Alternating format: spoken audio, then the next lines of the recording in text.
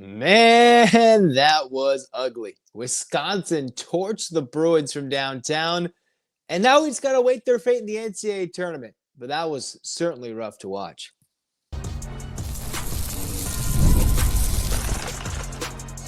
You are Locked On UCLA, your daily podcast on the UCLA Bruins. Part of the Locked On Podcast Network, your team every day.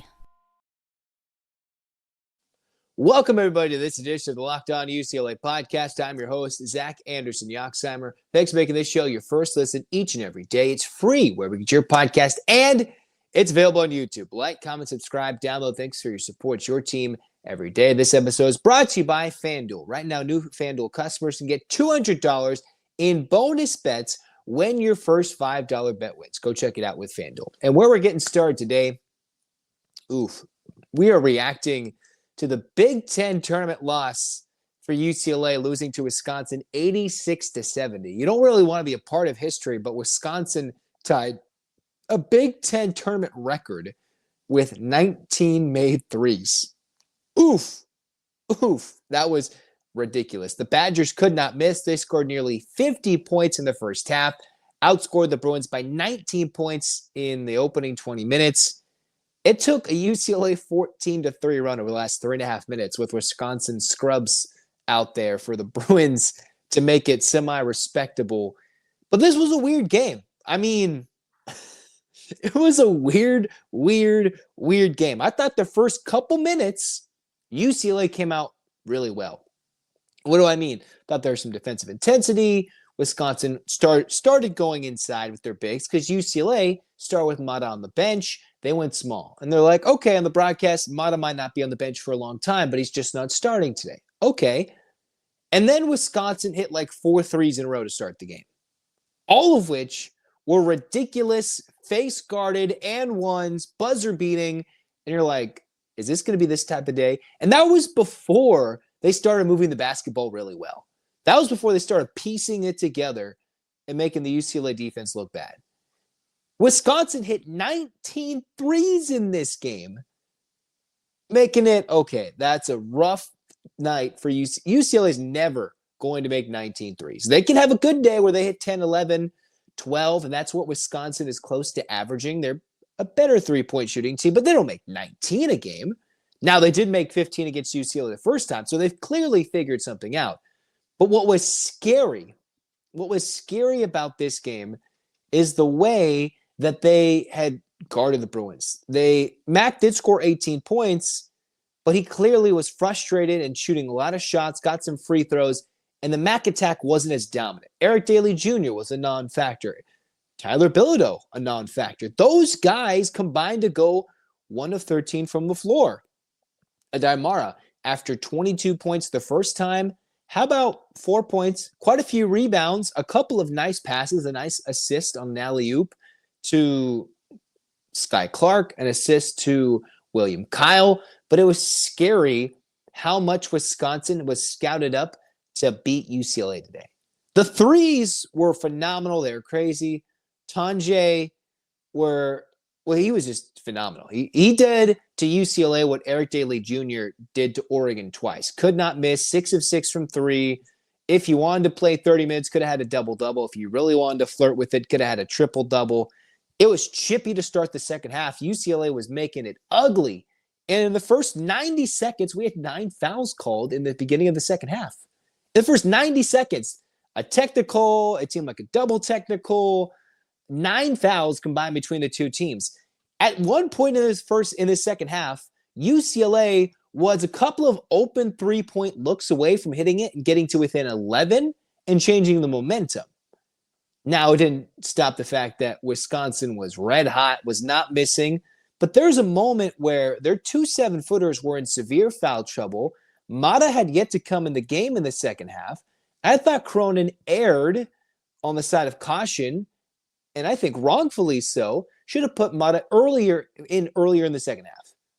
Right? There was a moment where momentum shifted to UCLA, Wisconsin, and their 2 bigs were out. Why don't you tell the big fella to get out there and go get some easy buckets? And then next you know, if UCLA gets that under 10, I think UCLA plays a much different second half. But the problem is by the time everybody was out there, Cronin made his statement. They're embarrassing. We've heard those things before with that first half effort. We know what Cronin was going to say. He made his statement by who started in the second half, and I liked who was out there and the effort and the energy they brought. But when it came time to, let's get this guy in, like Aday Mara, when Wisconsin's big players, their post players, were in foul trouble and both taken to the bench, why don't you go get him in there? Because William Kyle liked the energy. I liked when Kyle and Mata were in there. But that was almost the worst possible way that could have gone. Pretty much. UCLA was getting lit up defensively, looked awful offensively, and Aday Mara rolled his ankle. Now, the way it looked like he would have come back in if the game was much closer and was coming in, but pretty much a trifecta of everything that could have been wrong, everything that Mick Cronin fears and hates about conference tournaments, the travel, the weight, Wisconsin, a team who only played UCLA once, so it had a bit of an edge to wanting to beat them. The Bruins, okay, they'd rather rest, or they want to be there. Okay, well, there's clearly no 4 seed. There's clearly no 5 seed. If the NCAA tournament really wants to screw them, they can give them a 7 seed. The Bruins are mostly looking at a 6 seed at the moment, but we can discuss that later. In this game, it was shocking to see how red hot the Badgers were from 3. Like, it was ridiculous, some of the shots they were making from Blackwell, from Crowell, from McGee. Those are guys who were 50% or better. Wisconsin had 3 players in this game, hit 3 threes or more, and did not miss a 3. Okay, maybe you're not listening, or you're not hearing, or you're not watching. Okay, let me tell this to you again. Wisconsin in this game had 3 players attempt 3 or more threes and make every single shot. 3 separate players. Another player in Blackwell made 4 of 8 from 3. 4 of 8's a good day from downtown. 6 of 11 from the field, 18 points for Blackwell. That's a really good day. But to have 3 separate players beyond Blackwell come on the floor, hit 3 or more threes without a single miss, that's crazy. This is a game. Wisconsin, prior to the Big Ten tournament, had 3 games in a row where they were slipping their way down the Big Ten standings, allowing UCLA to get to the 4 seed. They had 23-point makes combined in 3 games heading into the Big Ten tournament. Against Northwestern the day prior, in their opening Big Ten game, they went 8 of 25. They weren't spectacular. It wasn't like their numbers and wins. But, man, they were on fire and ready and prepared and could not miss. The best free throw shooting team in the country missed 6 free throws, for crying out loud. That is the best free throw shooting team arguably in single season NCAA history. If you're looking at the record books and comparing what they could do, they missed their free throws. They almost missed more free throws than they did 3-point shots. They made 6 more threes than they attempted free throws. And they attempted 13 free throws. They couldn't miss. And it was equally embarrassing that UCLA couldn't do anything offensively. And it's not like the Bruins were turning it over. UCLA turned it over 5 times, which is scary that they got blown out that badly when they turned it over just 5 times. That's how much Wisconsin's size, scout, determination, and just effort truly threw the Bruins off. On one end of the floor and on the other end of the floor, UCLA had no answers. Because generally when the Bruins play bad offensively, you mix in a lot of turnovers. Now it was physical. The Bruins grabbed quite a few rebounds, 20 offensive rebounds. Otherwise, that game would have been way, way worse. But, you mix in the size. UCLA is more physical than the finesse bigs of Wisconsin. It's just the difference is they all made their shots today. They made a crap ton of shots. That was awful to watch. The trifecta of everything going bad. A beatdown offensively, terrible defensively, despite all the shots that Wisconsin was making, and your most important piece rolled an ankle, all right? The biggest thing nationally you're going to see is the Cooper Flag ankle injury, but a slight roll for Aday Mara, who was, I'm going to give it to you guys, was ready to check back in the game, but he played 11 minutes. So it keeps the stat alive that UCLA is unbeaten when he plays 15 or more minutes. UCLA is unbeatable when he plays 20 or more and is severely impacting the game. But I'd really love a third shot at Wisconsin. Not from a matchup perspective, because clearly Wisconsin can shoot the lights out against UCLA. I just want to see it from how the coaches could change tactically, how UCLA would be motivated in a third battle against the Badgers. And I think these two teams are chippy enough that it would be an intense NCAA tournament game. Now, it would take a lot of things to go right, and depending on the regions they play. But Wisconsin's a team that they get red hot, they could go for it. But I think on the broadcast they mentioned UCLA clearly didn't do defensively what other teams had done in the last 6 games to get Wisconsin off their rhythm from the three-point line. Because Wisconsin was not shooting well heading into the Big Ten tournament. The last 6 games, they were not shooting that well, including their Big Ten tournament opener. No. This was an explosion. Now, is it a one day? Is that March being March? Is this conference tournament? You flesh it out. Is this something Mick Cronin's going to use to motivate his team? Absolutely. What does that mean? I'll tell you next on Locked On UCLA.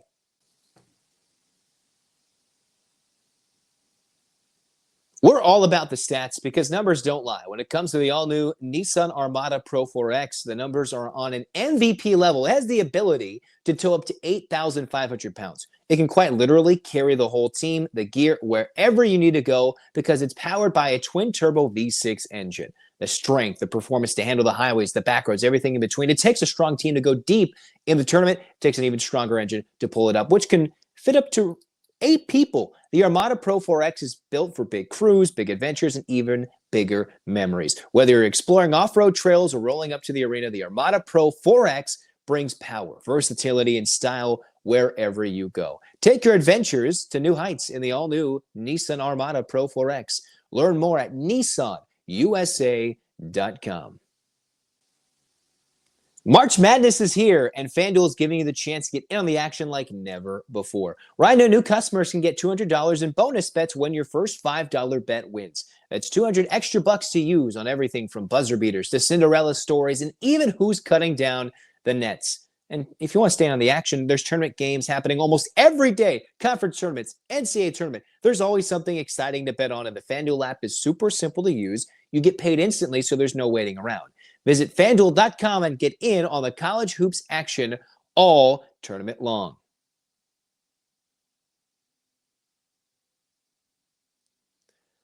All right, cruising on in the second segment of the post-Big Ten blowout loss to Wisconsin.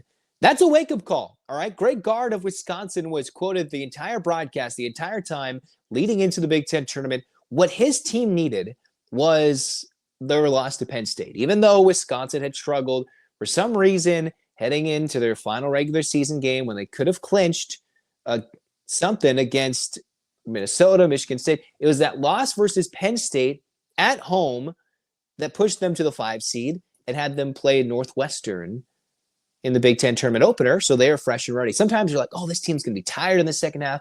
No, sometimes you get cold and then you shoot much better because you're fresher, you've played, and that doesn't wear on until later in the Big Ten tournament.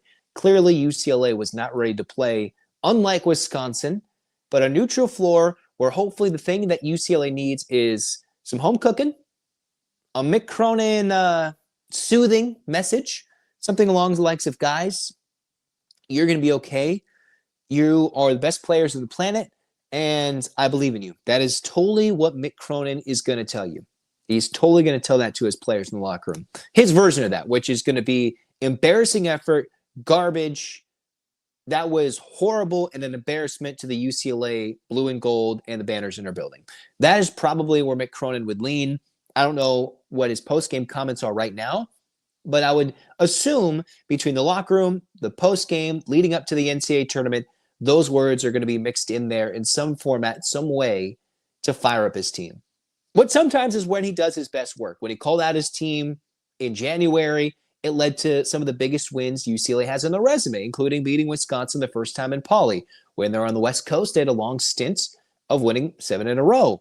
They played some of the best teams in Big Ten play and turned that into a victory, turned that into a winning streak, turned themselves into, are they a lower tier Big Ten team? Is this the team that's going to be a bubble team?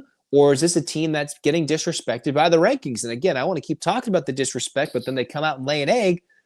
But also, what's the motivation? Mick Cronin hates these conference tournaments if his team's tournament life doesn't depend on it. What is the motivation? For UCLA, half and half. To improve your seeding and get the location you want. Now it's likely that UCLA, if they get a benefit, will maybe play as close as Milwaukee.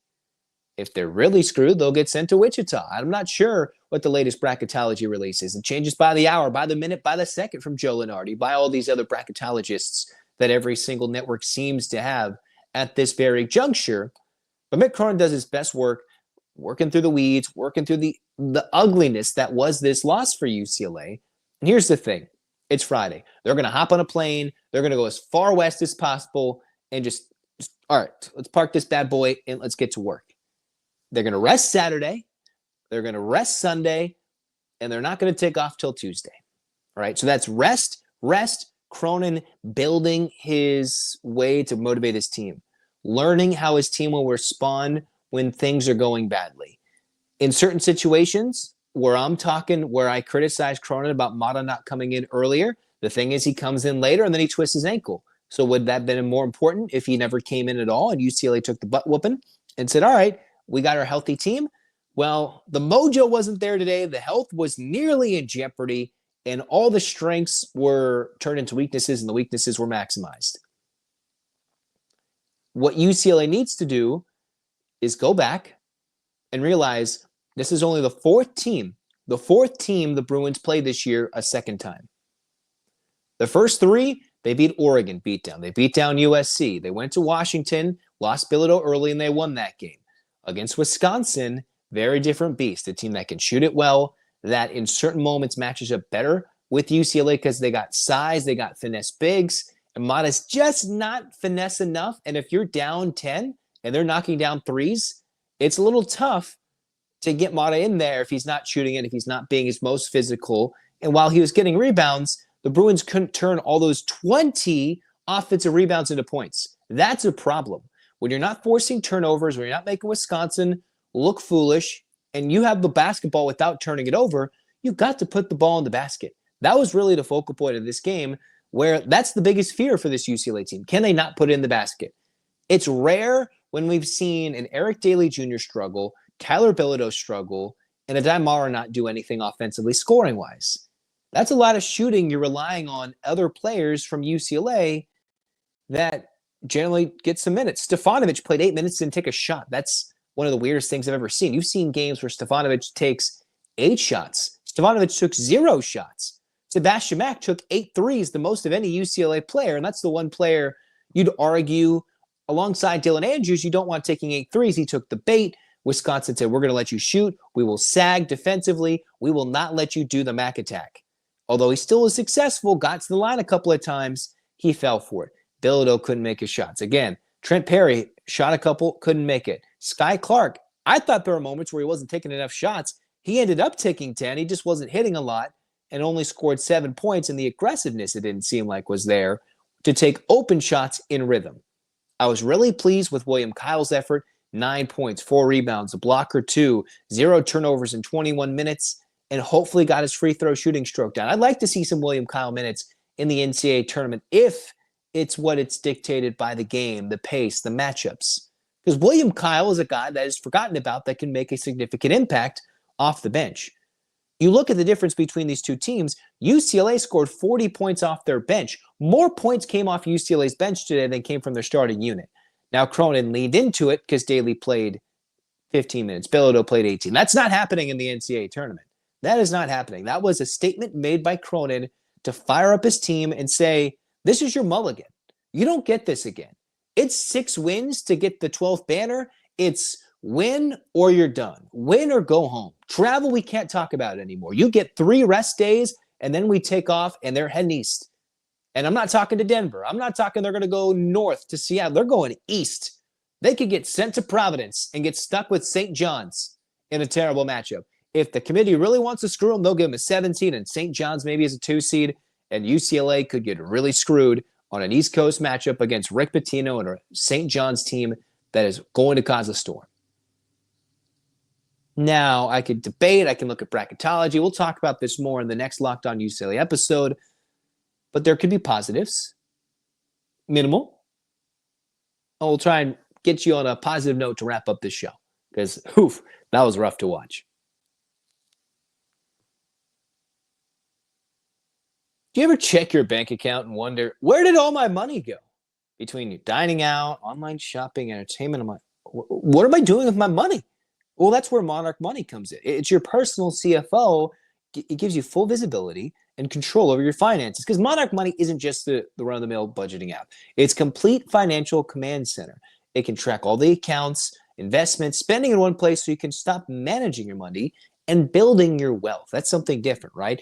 All in one convenience. You don't need to juggle the multiple apps anymore. Use Monarch, check the finances, you can track your spending, and even plan long-term goals all within the app, and you can manage your money accounts with your partner smoother than ever with no stress. Take control of your finances with Monarch Money. Use the code LOCKEDONCollege at monarchmoney.com for 50% off your first year. That's monarchmoney.com, code LOCKEDONCollege for half off your first year.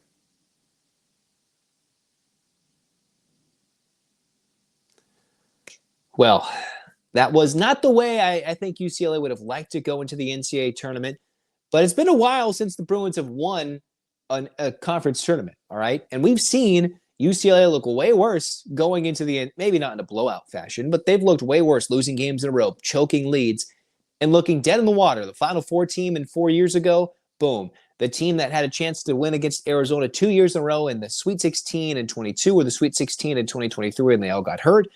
Even they had heartbreaking, crushing losses in various forms. Okay? Now, Cronin is not going to employ the same lineup. I would argue the next time they play Wisconsin, you go big to start. You emphasize the size. You use your size advantage and muscle it down low to get the tip, get the bucket, and start early instead of letting their three-point weapons outscore you by 8 early. I think Cronin would do something completely different next time they play the Badgers. I would think, or just rely on the fact that they're not going to hit 19 threes again, even though they've averaged 17 three-point makes against UCLA in 2 games. In 2 games. Now, this is the outlier because Wisconsin is truly the live by the 3, die by the 3 motto. A lot of teams shoot a lot of threes. The analytics say it, but the 19 threes versus the 8 threes, that's 11 three-point shots made, swung from day to day.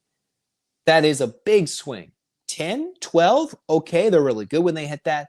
But when they're hitting that many threes, tying a Big Ten tournament record, there's almost nothing UCLA could have done on some of those shots where they had good contests.